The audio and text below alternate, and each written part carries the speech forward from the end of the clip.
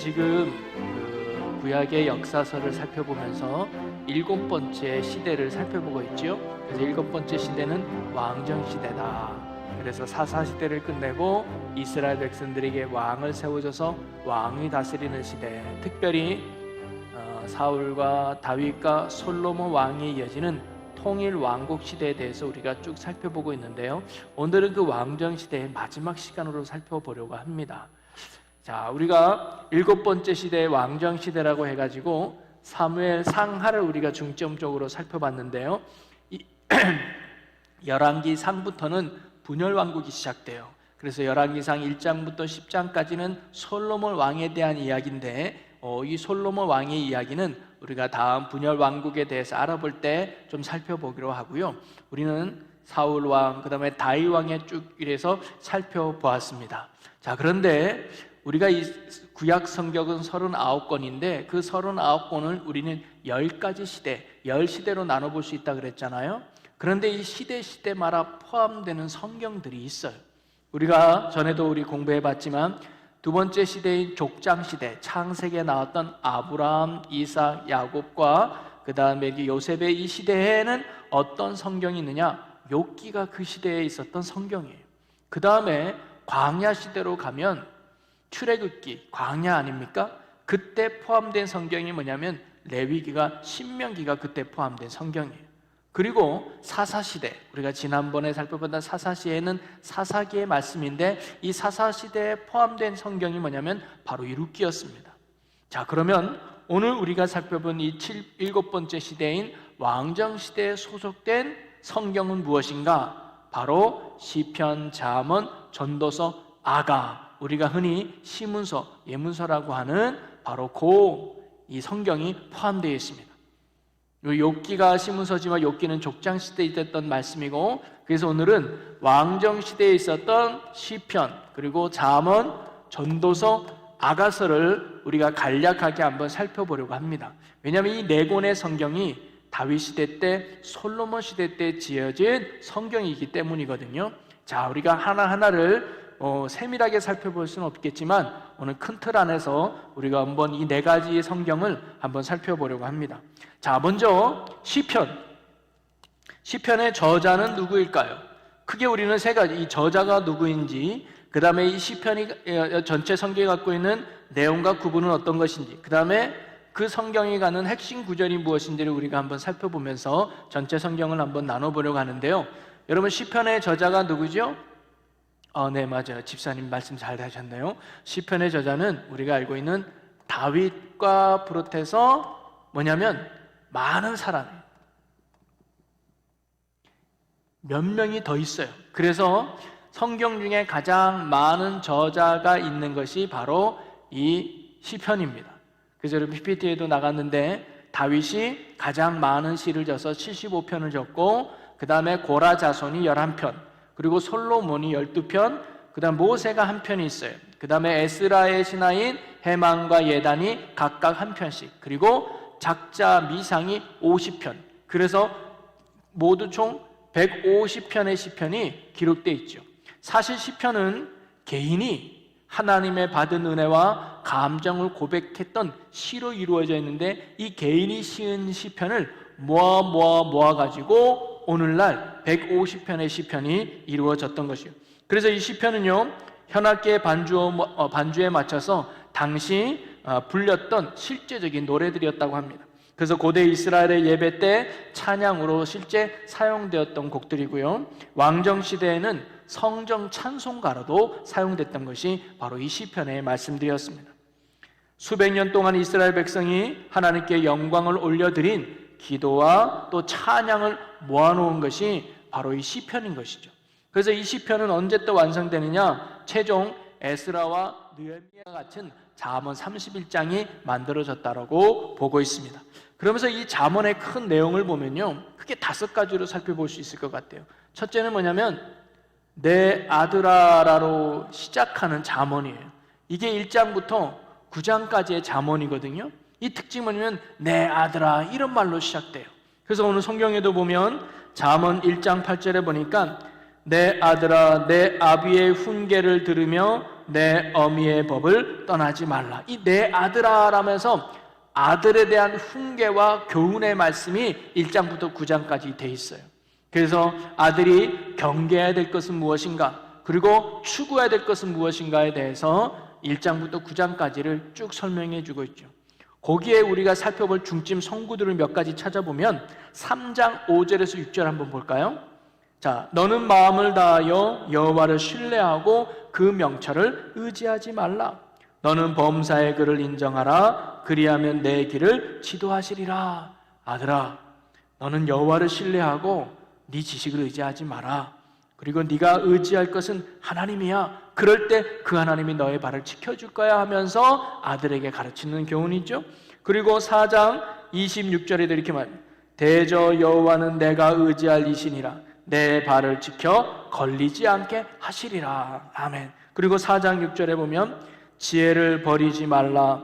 그가 너를 보호하리라. 그를 사랑하라.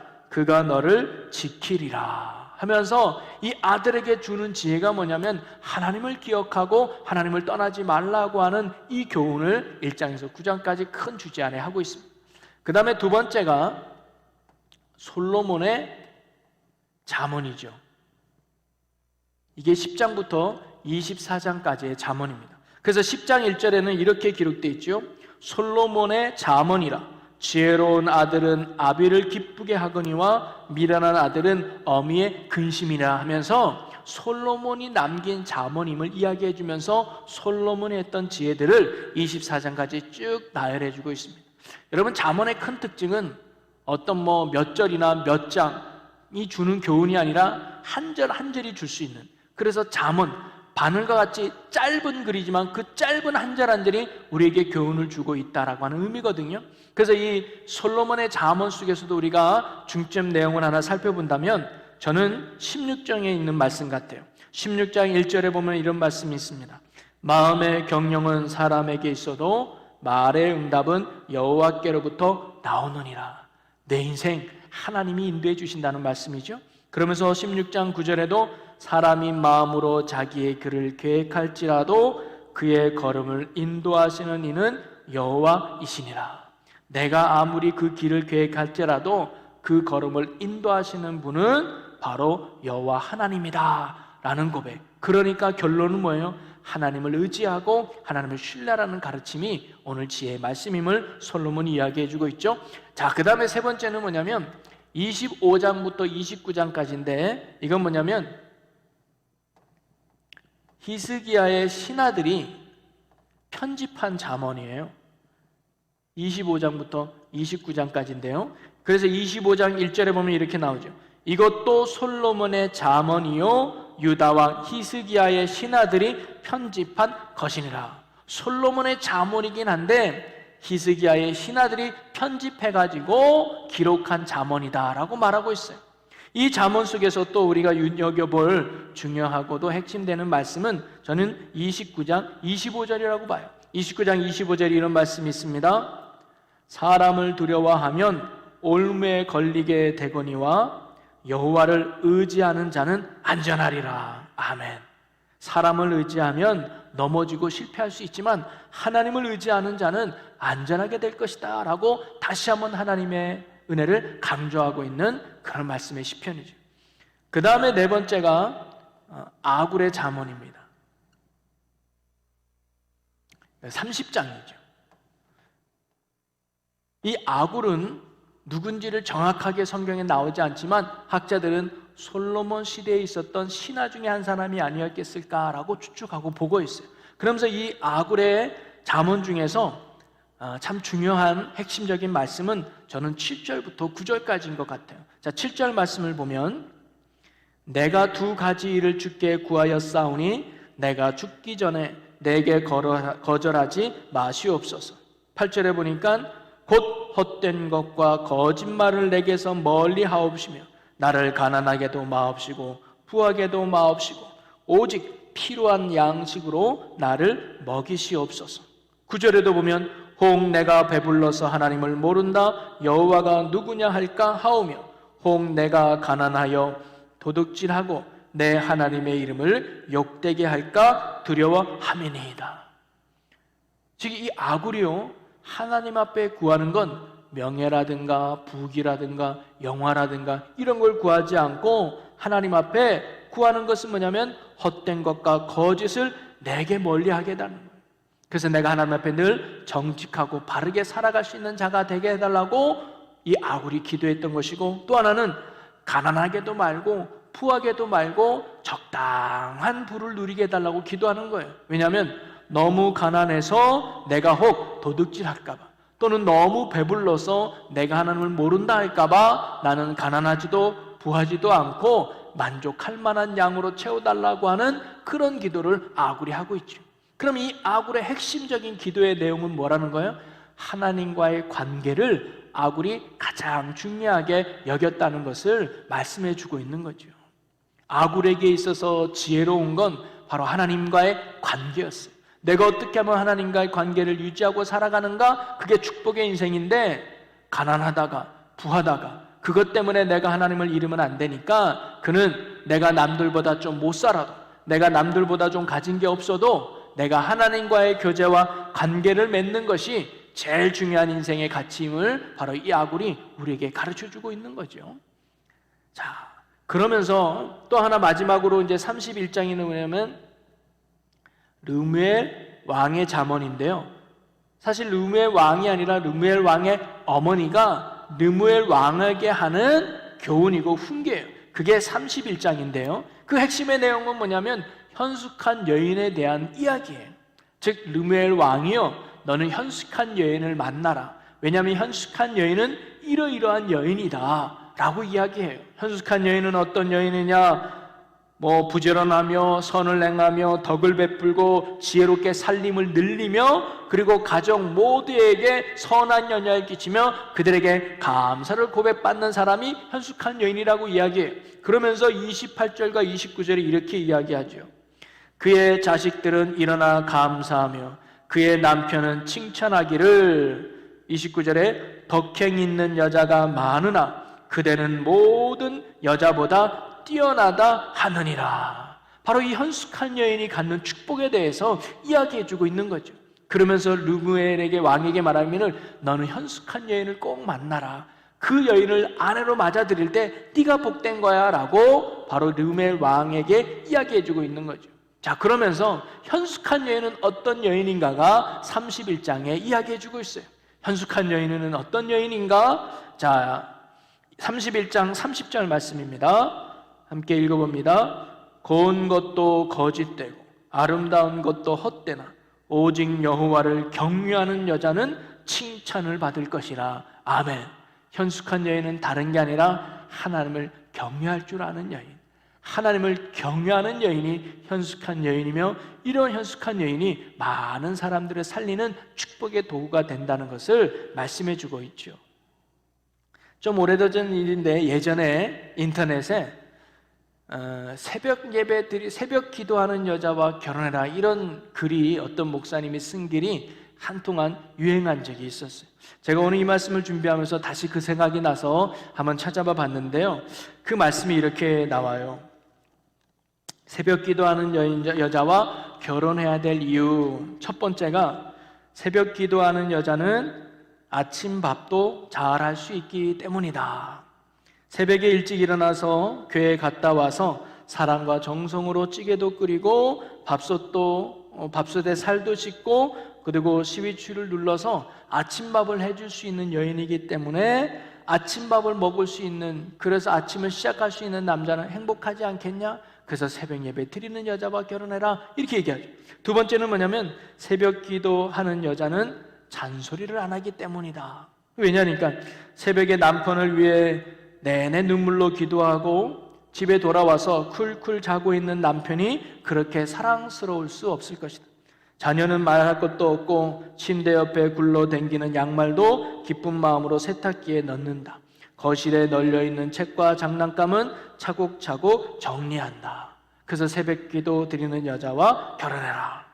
또 세 번째는 새벽 기도하는 여자는 사랑이 무엇인지를 아는 여자이기 때문이다. 하나님을 사랑하고 순종하는 자세로 남편에게 또는 아이들에게 다가가면 사랑도 순종도 어렵지 않고 섬김이 즐거운 여자이다.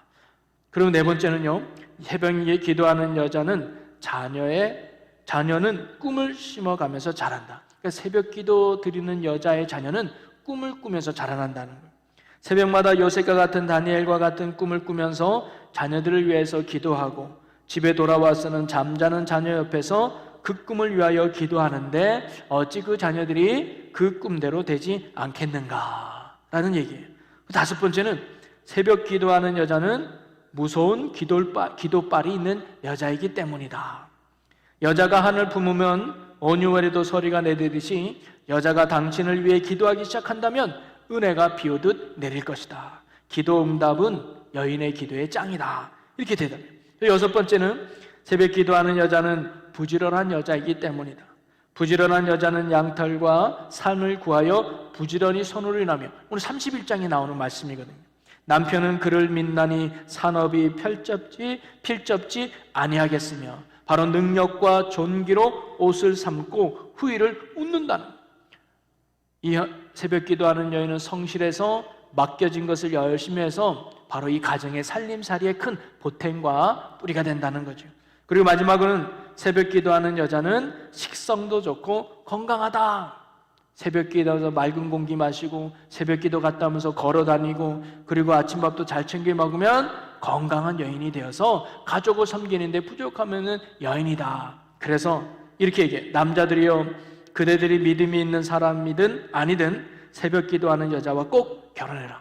왜냐하면 그대들은 새벽 기도하는 여자의 오랜 기도 응답이기 때문이다. 이런 걸로 마무리해요. 좀 지난 이야기지만 맞지요? 새벽 기도하는 여자뿐만 아니라 하나님을 경외하는 여자, 하나님을 참으로 신실하게 따르는 여인이 현숙한 여인이고, 그런 여인을 통해서 남자가 또 만들어지고 가정이 화목하고 복되다는 거죠. 그래서 우리나라 송덤에도 며느리 하나 잘 들어오는 것이 가정에 큰 화목이 된다는 말이 있습니다. 여자가 어떤 역할을 하느냐에 따라서 그 가정의 어떤 행복과 가치는 많이 달라진다는 거죠. 저희 교회에 있는 모든 성도, 특별히 여자 성도님들은 성경이 말하는 현숙한 여인이 되어서 가정이 복이 되고 많은 사람들에게 선한 영향을 끼치는 축복의 삶이 되시기를 주님의 이름으로 간절히 축원합니다. 자, 그러면서 이 잠언에 갖는 핵심 구절은 뭐냐면, 우리가 저 앞에도 쭉 얘기했지만 1장 7절 말씀이죠. 여호와를 경외하는 것이 지식의 근본이거늘 미련한 자는 지혜와 훈계를 멸시하느니라. 바로 지혜는 다른 게 아니라 하나님을 경외하는 게 지혜다. 그러면서 9장 10절에도 여호와를 경외하는 것이 지혜의 근본이요 거룩하신 자를 아는 것이 명철이느냐. 참된 지혜는 하나님을 경외하는 것임을 다시 한번 이 잠언이 우리에게 가르쳐주는 것이죠. 우리가 이 땅에서 정말 실패하지 않고 우리가 이 땅에서 정말 하나님의 영광을 드러내고 풍성한 삶을 살기 위해서는 지혜가 되시는 하나님을 경외하며 살아갈 때 우리가 그런 영광과 복된 삶을 살아간다는 거죠. 오늘도 저와 여러분이 하나님을 참으로 경외하며 지혜 있는 자로 살아가시기를 주님의 이름으로 간절히 축원합니다. 이 소리가 좀 많이 울리는데 조금만 좀 이 울림을 좀 줄여주면 너무 좋겠습니다. 자, 그 다음에 세 번째 말씀이 전도서입니다. 전도서. 여러분, 이 전도서는 인생의 허무함을 넘어서라는 제목으로 붙여볼 수 있는데요, 이 전도서의 저자도 누구냐면 이 솔로몬입니다. 그런데 이 솔로몬이요, 성경에 3권을 적게 돼요. 근데 이 3권 중에 전도서는 말년에, 즉 노년에 솔로몬이 모든 인생을 다 산 후에 인생을 돌아보면서 어떤 자기의 유언과도 같이 인생의 교훈을 담아 적은 책이 바로 전도서라고 말할 수 있어요. 그리고 초기에 젊었을 때는 아가서를 짓고 중년 때 잘 나갈 때는 잠언을 지었다는 거죠. 그래서 이 솔로몬은 전도서는 솔로몬이 말년에 자기의 인생을 돌아보며 교훈을 남기는 책이라고 말할 수 있겠습니다. 그러면서 이 내용의 핵심은 뭐냐면 인생 업적의 헛됨이에요. 내가 정말로 살아가면서 많은 것들을 얻고 많은 것들을 누리고 많은 것들을 가졌지만 그 모든 것들이 돌아보니까 다 뭐예요? 헛되구나라는 고백을 바로 이 솔로몬이 하고 있습니다. 그래서 1장 2절에 보면 이런 말이죠. 전도자가 이르되 헛되고 헛되며 헛되고 헛되니 모든 것이 헛되도다.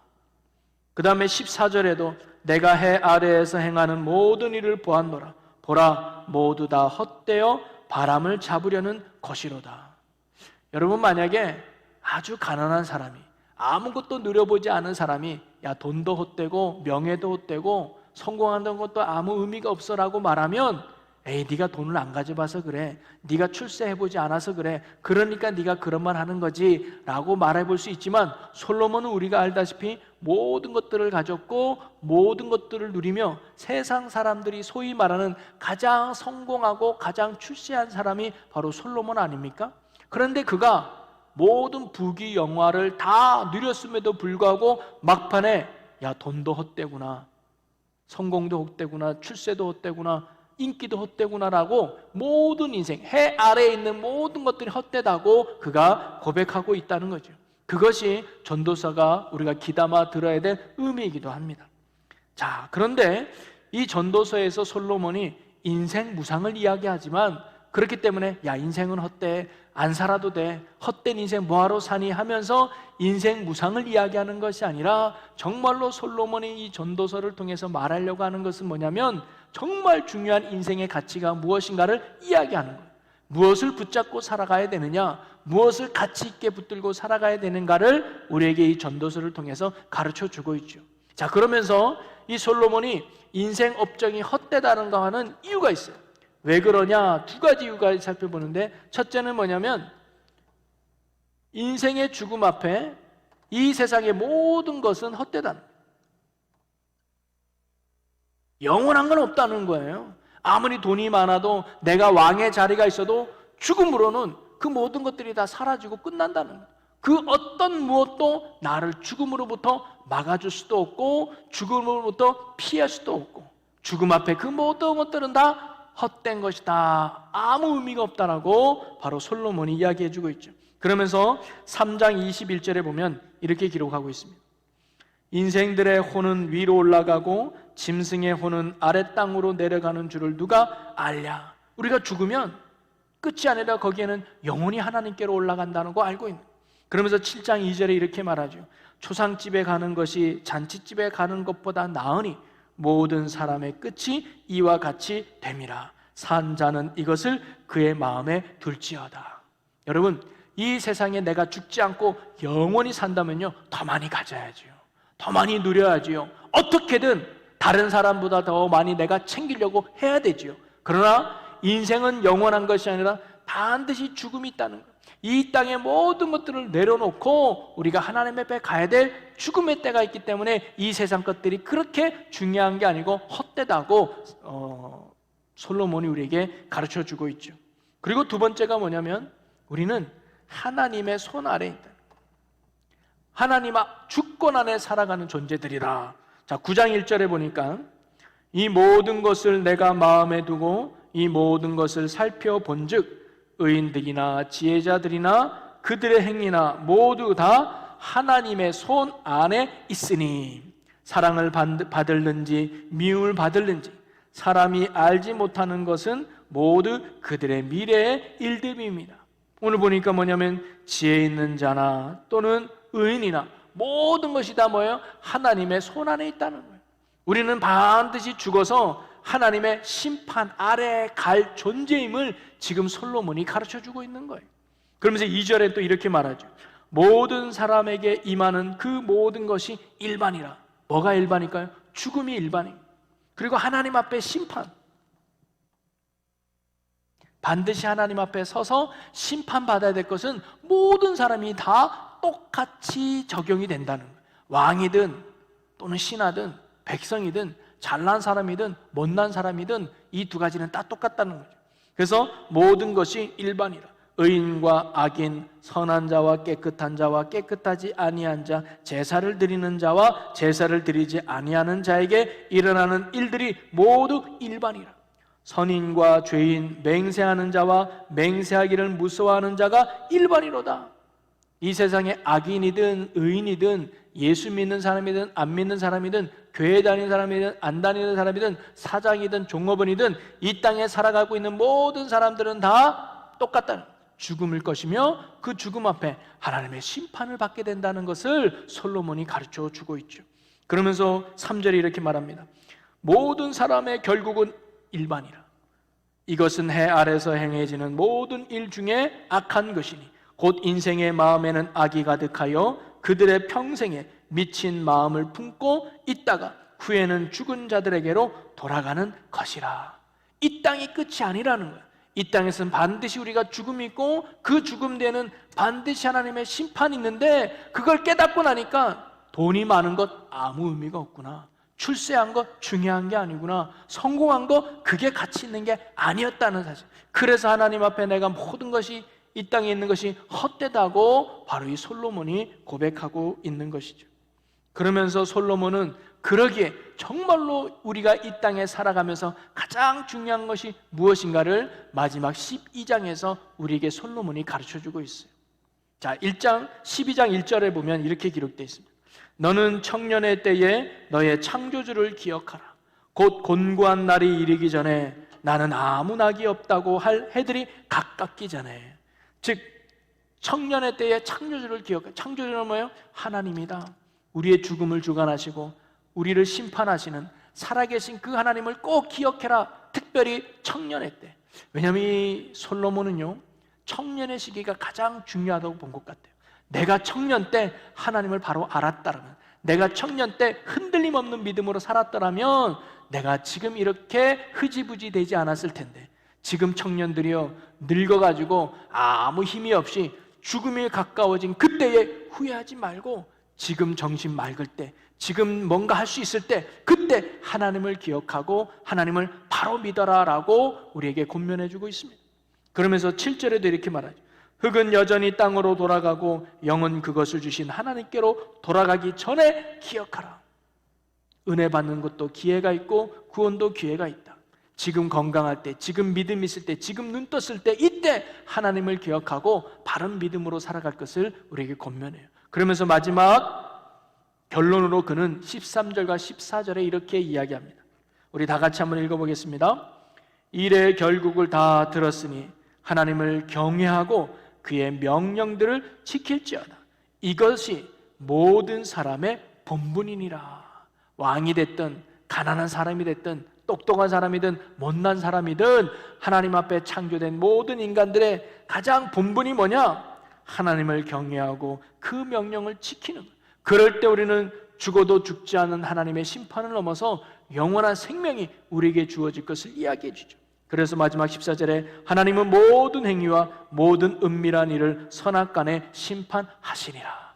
우리가 이 땅에서 어떠한 믿음의 삶, 어떻게 하나님 앞에 살았는가를 하나님이 마지막 저울에 재보시고 의롭게 산들이를 심판하시고 축복하시는 분이 하나님이라는 것을 바로 솔로몬은 마지막 죽음 앞에서 우리에게 가르쳐주고 있는 것이죠. 오늘도 저와 여러분이 죽음 앞에서 후회하는 것이 아니라 지금부터 하나님이 나의 진정한 왕이심을 알고 나도 언젠가는 죽고 하나님의 심판을 받아야 될 연약한 존재라는 것을 깨닫고 지금 깨어있을 때 하나님을 경외하고 그분의 말씀을 온전히 지켜서 하나님 앞에 갔을 때 오히려 칭찬 듣고 하나님 앞에 큰 상급을 받을 수 있는 저와 여러분의 복 있는 삶이 되시기를 주님의 이름으로 간절히 축원합니다. 그리고 마지막으로 우리가 살펴볼 게 바로 이 아가서입니다. 아가서의 저자도 솔로몬이죠. 제가 말씀드렸듯이 솔로몬은 3개의 성경을 기록했다 그랬잖아요. 가장 젊었을 때 아가, 그 다음에 잘 나갈 때 잠언, 그리고 노년에 그는 전도서를 기록하게 되죠. 그래서 이 아가서는 사랑의 노예라고도 하죠. 이 내용은 뭐냐면 솔로몬이 한 여인을 사랑해요. 그래서 이 여인에 대해서 사랑을 구애하고 그 다음에 결혼하고 그 다음에 이 결혼 생활의 기쁨과 더불어서 결혼 생활에서 갖는 어떤 위기, 갈등에 대한 이야기들을 바로 이 아가서에 담고 있습니다. 어떻게 보면 그냥 솔로몬이 한 여인을 사랑해가지고 그 사랑을 나누는 이야기로만 생각해 볼 수 있는데 이 아가서에는 그 이상의 가치의 의미가 담겨져 있죠. 여러분, 이 아가서는요 여호와라는 이름이 한 번도 등장하지 않아요. 하나님이라는 이름도 등장하지 않아요. 그런 이 성경이 어찌 성경 66권, 특별히 구약 39권 되는 이 성경 안에 포함될 수 있었을까? 이 이야기가 갖는 영적인 의미가 있기 때문입니다. 이 성경은요, 특별히 구약 성경은 이스라엘 백성들을 여호와의 신부로 묘사하고 있습니다. 그래서 말씀을 보면 예레미야 2장 2절에 보면 가서 예루살렘의 귀에 외칠지어다 여호와께서 이와 같이 말씀하시기를 내가 너를 위하여 내 청년 때의 인애와 내 신혼 때의 사랑을 기억하노니 곧 씨 뿌리지 못하는 땅 그 광야에서 나를 따랐음이니라. 하나님이 이스라엘 백성을 뭐예요? 신부 삼았다는 거예요. 그래서 이스라엘은 여호와의 신부로 구약 성경은 말하고 있죠. 또 신약 성경은 교회를 그리스도의 신부로 이야기하고 있습니다. 그래서 이스라엘은 여호와의 신부로 표현한다면 신약에서는 교회를 바로 그리스도의 신부로 묘사하고 있다는 거죠. 그래서 성경 한 군데를 보면 고린도후서 11장 2절에 보니 내가 하나님의 열심으로 너희를 위하여 열심을 내노니 내가 너희를 정결한 처녀로 한 남편인 그리스도께 드리려고 중매함이로다. 그러나 나는 즉 신부 되신 그리스도께 우리를 신부 되신 교회를 중매한다는 거죠. 바로 예수님이 오늘날 우리의 신부가 되신다는 거예요. 바로 이 아가서는요, 단순히 솔로몬이 한 여인을 사랑해서 신랑이 되고 사랑하는 이야기를 넘어서 하나님이 어떻게 이스라엘 백성들을 사랑하는지, 그리스도께서 어떻게 교회와 성도를 사랑하는지를 간접적으로 보여주는 말씀이 바로 아가서라는 거죠. 그래서 이 아가서가 가치 있는 것이고 의미 있다고 말씀드릴 수 있겠습니다. 그래서 아가서의 핵심 구절을 보면 저는 두 군데를 살펴봤어요. 아가서 2장 10절의 말씀입니다. 거기서 이렇게 말하죠. 나의 사랑하는 자가 내게 말하여 이르기를 나의 사랑 내 어여쁜 자야 일어나서 함께 가자. 즉 이 솔로몬은요, 그 당시 가장 별 볼 일 없고 사람들에게 무시당했던 흑인이었던 이 여자를 극진히 사랑했어요. 다른 사람 뭐라 그래도 나는 너를 사랑할 거야. 나는 너와 함께 있기를 원해. 사랑하는 이여 일어나서 나와 함께 가자. 그게 솔로몬이 보여줬던 깊은 사랑이었다면 하나님이 지금 그렇다는 거예요. 이스라엘 백성이 부족하고 연약하고 다른 민족에 비해서 못났다 할지라도 나는 너를 사랑해. 나는 너를 떠나지 않을 거야. 나는 언제나 너와 함께 하기를 원해. 나는 너를 너무나 사랑해. 라는 하나님의 모습을 보여주고 있다는 거죠. 여러분, 오늘 그리스도께서 교회를 사랑하고 여러분을 사랑하는 것도 마찬가지예요. 여러분, 이 여인이 솔로몬 보고 사랑해 주세요라고 한 게 아니에요. 솔로몬이 이 여인을 사랑한 거예요. 그 사랑이 고마워서 이 여인도 솔로몬을 사랑하게 된 거거든요. 바로 마찬가지 아닙니까? 하나님이 이스라엘 백성을 선택하고 그들을 구원해 주었기 때문에 이스라엘 백성이 하나님을 따랐던 것처럼 오늘도 저와 여러분이 일방적인 십자가의 사랑과 은혜로 우리를 자녀 삼아주시고 우리를 신부 삼아주지 않았겠습니까? 그래서 우리는 그 사랑과 은혜 안에 따라가는 것이 바로 신부된 우리의 의무이자 역할이라는 거죠. 그리고 또 하나가 아가서 4장 7절에 보니까 나의 사랑 너는 어여쁘고 아무 힘이 없구나. 세상에 보기에는 부족해도 하나님이 우리를 그렇게 여기신다는 거죠. 여러분, 좀 부족해도 연약해도 세상 사람들이 보기에는 어떨지 몰라도 우리를 십자가의 사랑으로 구원해 주신 그리스도는 바로 여러분을 흠없는 신부로 끝까지 사랑하고 계심을 여러분 굳게 믿으시기를 바랍니다. 바로 그 사랑은 오늘도 변함없는 사랑으로 저와 여러분과 함께 한다는 거죠.